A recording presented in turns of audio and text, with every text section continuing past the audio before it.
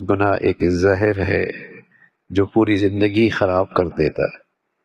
اس کا علاج اور اس کی دوا اور اس کا تریاق اللہ نے توبہ کو بنایا ہے۔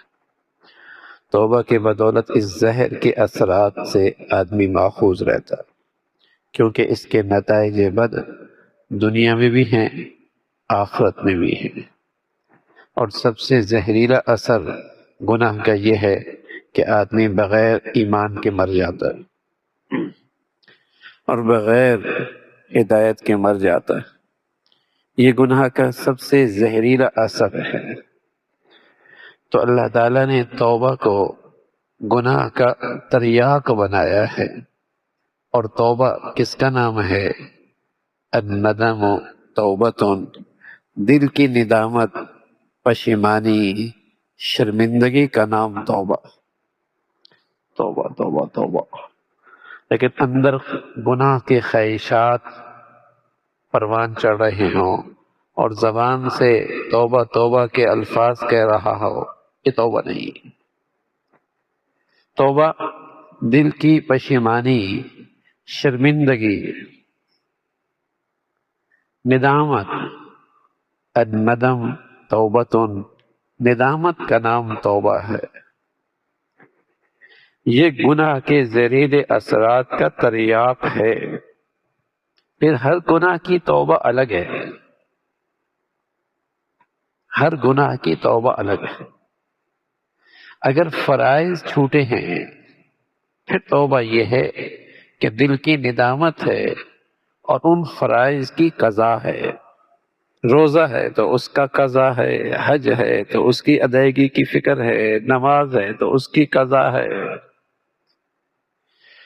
اگر وہ گناہ حقوق العباد میں ہیں تو پھر توبہ دل کی پشیمانی اور شرمندگی کے ساتھ ان سے معافی ہے، ان سے معافی تلافی ہے۔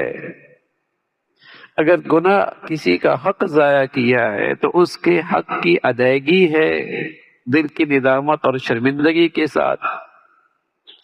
ہر گناہ کی توبہ الگ ہے کہ دل کی پشیمانی اور شرمندگی تو ہے، لیکن اس توبہ کی تکمیل کیسے ہوگی؟ کسی کا حق مارا اور قسم کر رکھا ہے، اب دل کی پشیمانی کافی نہیں، اس کا حق واپس لٹانا ہوگا، اس کا حق ادا کرنا ہوگا۔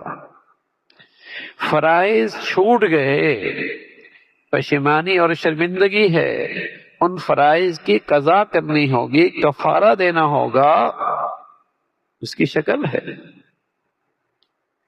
تو گناہ کس شکل کا ہے؟ حقوق العباد ہیں، کسی پر الزام تراشی کی ہے، عزت پہ حملہ کیا ہے، ندامت ہوئی کہ غلط ہوا، پشیمانی ہے، لیکن اللہ کے اس بندے سے معافی بھی مانگنی ہوگی، اس سے معافی بھی کرانی ہوگی۔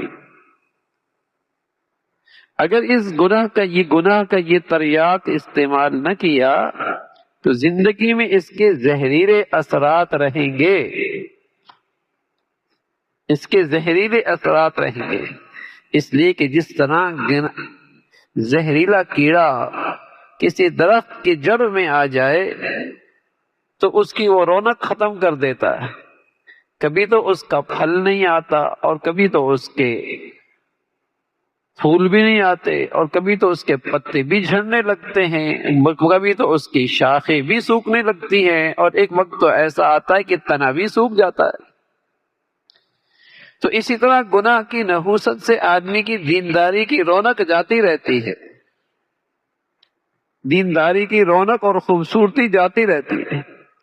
جتنے اس کے اثرات بڑھتے چلے جاتے ہیں، ایسی اس کی دین کا درخت اندر ہی اندر سوکھتا چلا جاتا ہے، اندر ہی اندر بے رونق ہو جاتا ہے، اس کی جان ختم ہو جاتی ہے، یہ زہریلے اثرات رکھتا ہے۔